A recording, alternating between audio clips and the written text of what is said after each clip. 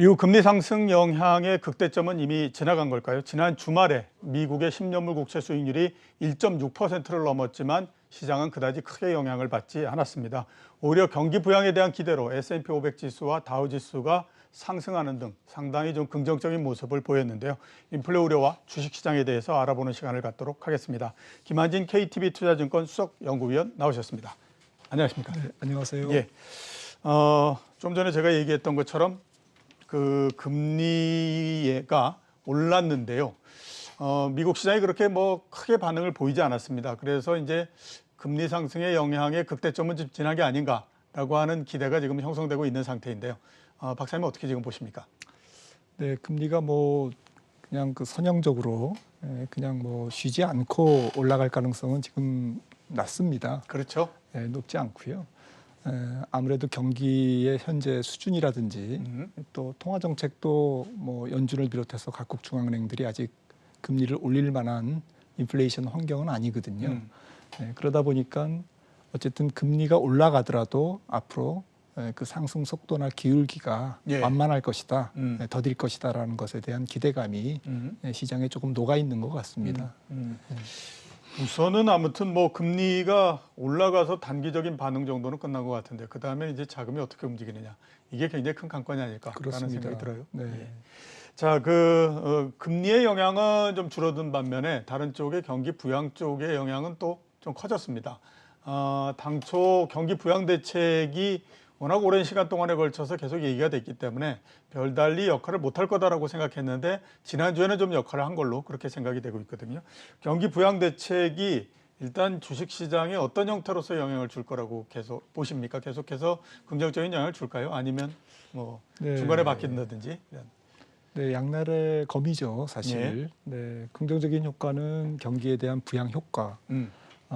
앞으로 팬데믹은 진정되고 경제 활동은 정상화되면서 소비나 생산, 투자가 정상화될 가능성이 높은 반면에 대규모 경기 부양책은 올 하반기 이후까지도 지속적으로 거시 환경에 영향을 주기 때문에 이 두 가지를 조합해 보면 결국 팬데믹은 사라지고 경기 부양 효과는 남는다. 결국 우리가 보는 경기 지표보다는 앞으로 경기 지표가 강하게 나올 가능성이 높다. 경기 회복 속도가 좀 빨라질 수 있다는 측면에서는 분명히 긍정적입니다. 특히 미국 같은 경우에 지금 소비 지표는 올해 굉장히 괜찮을 것 같고요. 다만 이제 재고가 많이 쌓여 있기 때문에 생산이나 투자 지표는 뭐 소비 지표보다는 못하겠지만 그래도 미국 경제 전체가 소비가 이끈다는 측면에서 본다면 경기 지표의 어떠한 그 긍정적인 측면은 분명히 있는데요. 문제는 뭐 첫 번째 질문에서도 말씀하셨지만 결국 금리를 얼만큼 자극할 것인가.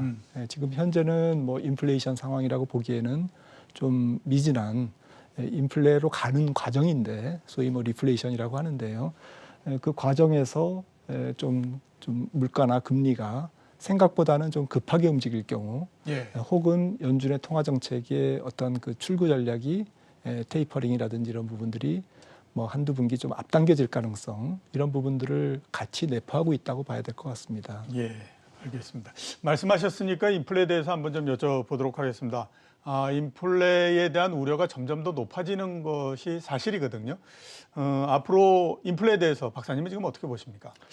예, 저는 좀 인플레이션이 조금 생각보다는 좀 세게 올 가능성이 있다. 세게 온다. 네, 물론 이제 과거의 예전의 경기 회복의 어떤 그 경우보다는 그 압력 자체가 그렇게 높지 않고 또 레벨이 그렇게 높지 않다라는 것에 대해서는 동의합니다. 성장이 회복돼봤자 과거의 이제 경기의 어떤 그 폭발적인 상승세보다는 낮으니까요.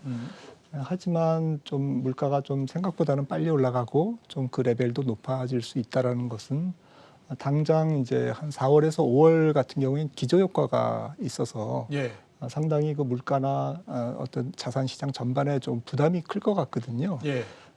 아마 소비자 물가가 미국 그 소비자 물가가 아마 5월 달에는 한 4%에 근접하는 4%? 물론 이제 기저효과를 제거하면 뭐 한 3% 정도지만 기저효과를 제거한다 해도 굉장히 적지 않은 그 레벨이고 이후에도 뭐 기저효과가 사라진다고 해도 지금 보시는 것처럼 통화 증가율이 좀 시차를 두고 지금 M2 증가율에서 산업생산 증가율을 뺀 것은 얼만큼 초과 유동성이 공급됐느냐라는 건데요. 지금 미국 물가 같은 경우에 한 1년 정도 통화 증가율에 이 초과 유동성 증가에 후행하고 있습니다. 예. 그러니까 올 상반기까지 통화를 많이 증가시켰기 때문에 작년부터 물가는 이제 하반기 이후에 경기 회복이 정상화되면서 경제 활동이 정상화되면서 조금 더 올라갈 가능성을 내재하고 있고요. 예.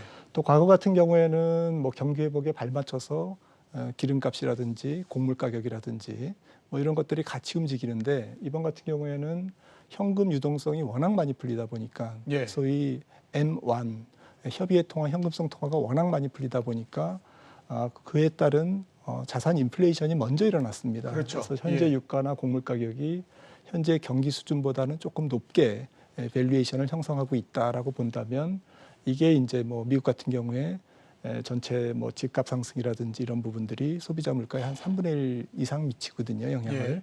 이런 부분들이 렌트 가격 상승으로 소비자 물가에 전가되고 기름값이 여러 가지 소비자 물가에 전가되는 그런 현상들이 앞으로도 계속 줄줄이 나올 가능성이 있고요. 그리고 어쨌든 백신이 조금 더 접종이 되면서 경제 활동이 정상화되면 가장 디플레이션 압력이 큰 지역이 사실은 유로존이거든요. 지금. 그렇죠. 이 유로존마저도 디플레이션을 탈피하고 리플레이션에서 인플레이션을 향해서 가는 그런 어떤 시기가 올 연말에서 내년 상반기가 될 가능성이 있습니다. 그러니까 이번 인플레이션 국면은 레벨이 높지 않다 뿐이지 복합적이고 상당히 장기적이고 꾸준하고 완만하게 물가와 금리를 끌어올릴 가능성이 있다라고 저는 진단하고 있습니다. 예. 아까 좀 전에 말씀하셨던 것처럼 이번 인플레 특징 자체는 레벨은 그렇게 높지 않지만 굉장히 복합적인 형태로서 진행이 될 거다라고 말씀을 해 주시지 않았습니까? 그렇게 되면 장기금리하고 인플레이션하고 여러 가지 사이클을 만들면서 이제 움직일 텐데 그 장기금리하고의 관계는 어떤 형태로서 만들어질 거라고 좀 보십니까? 네, 일단은 뭐 그 부분이 굉장히 중요할 것 같은데요.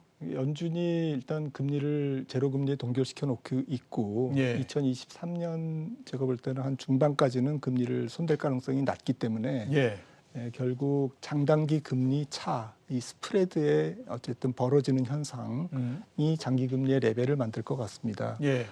그런데 지금 또 한 가지 변수가 좀 국채 발행이 그동안 많았고 가령 2008년 같은 경우에 2008년 한 해하고 팬데믹이 있었던 작년 2월 이후 올해 1월까지의 상황을 1년 대 1년으로 비교를 하면 지금 미국 재무부 채권의 발행 규모가 3.5배, 2008년 금융위기 당시보다 3.5배. 네, 그리고 올해도 뭐 거의 2조 8천억 정도, 한 3조 달러 정도의 공급이 예정돼 있습니다.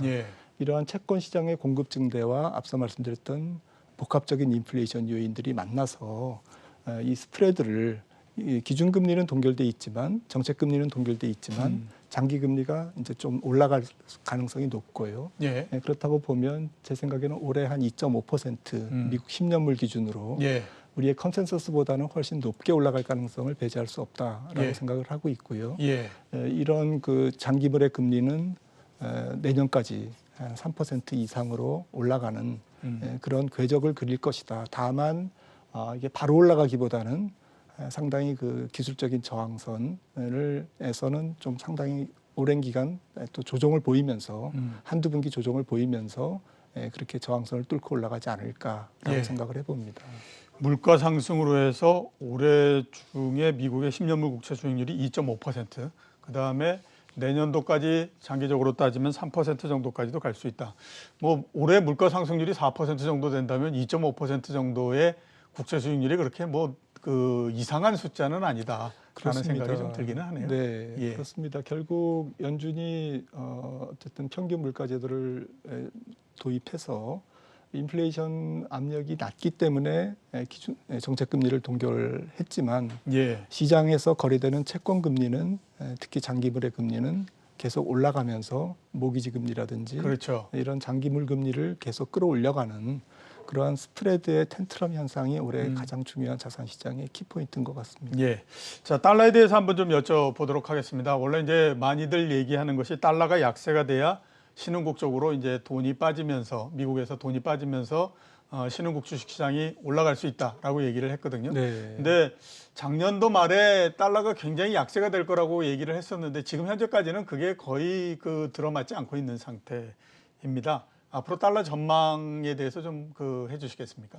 네, 앞서 말씀 나눴던 경기 회복이라든지 또 자연스러운 경기 회복에 따른 물가 상승은 사실 달러 약세와 무관하지 않고요. 오히려 네. 달러 약세 요인에 가깝지만 하지만 그로 인한 좀 경제 전체에 좀 부담이라든지 자산 가격의 조정이라든지 이런 부분들은 반대로 또 달러를 약하게 만들지 못하는 예. 달러 강세 요인이거든요. 예. 그래서 올해는 정리해서 말씀드리면 결국 물가와 금리 상승에 따라서 달러 가치가 조금 출렁거리면서 방향성을 잡지 못하는 예. 그런 구간이라고 생각합니다. 저는 뭐 올해 달러가 그렇게 큰 폭으로 약세가 되지 못할 것이다라고 계속 전망을 했는데요. 예. 그 이유가 그동안 팬데믹 이후에 달러 약세를 움직였던 가장 큰 요인이 미국의 유로존 대비 혹은 다른 나라 대비 상당히 그 과도한 통화 팽창이었지 않습니까? 예, 그렇죠. 그래서 이제 달러가 약했던 부분이 크고 또 주가가 많이 큰 폭으로 올라가면서 유동성 살포에 따라서 그 부분이 이제 달러 약세를 또 잡아줬는데 영향을 줬는데 이런 부분들이 그동안 달러를 약세로 움직였던 요인들이 올해 지금부터는 조금 주춤거리는 예. 그런 현상이라서 달러가 약간 강보합 국면이지만 그렇게 큰 폭으로 강세로 가기도 어려운 그런 소폭 강보합 국면으로 예상을 합니다. 예, 알겠습니다. 마지막으로 국내 시장에 대해서 한번 좀 여쭤보도록 하겠습니다. 한때의 3,000포인트 밑으로 떨어졌다가 지난주에 또 다시 급반등을 해서 위로 올라온 상태입니다. 국내 시장에 대해서는 어떻게 전망하고 계십니까?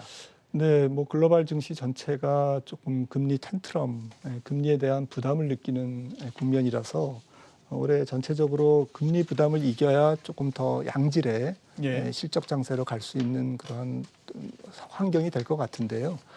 올 상반기는 그 환경을 계속 두드려보는 타진하는 태핑하는 기간이 될 것 같아서요. 예. 특별한 주도주의 부상보다는 조금 그동안 시장을 이끌었던 성장주는 조금 슬림화되고 또 반대쪽에 있는 뭐 경기 관련주라든지 가치주라든지 또 소프트웨어나 컨텐츠 관련주들 다양한 형태의 어떤 그 테마주들이 조금 단기적으로 시장을 스팟성으로 움직이게 하는 예. 그런 정도의 순환 장세라고 생각을 합니다. 그러니까 주가 종합 코스피 자체는 뭐 크게 움직이지 못하고 대신에 다양한 종목들이 번갈아가면서 계속 움직인다. 네. 이렇게 우리가 전망을 해볼 수 있을 것 같습니다. 자, 오늘 나와주셔서 감사합니다. 네, 고맙습니다. 지금까지 김한진 KTB 투자증권 수석연구위원이었습니다.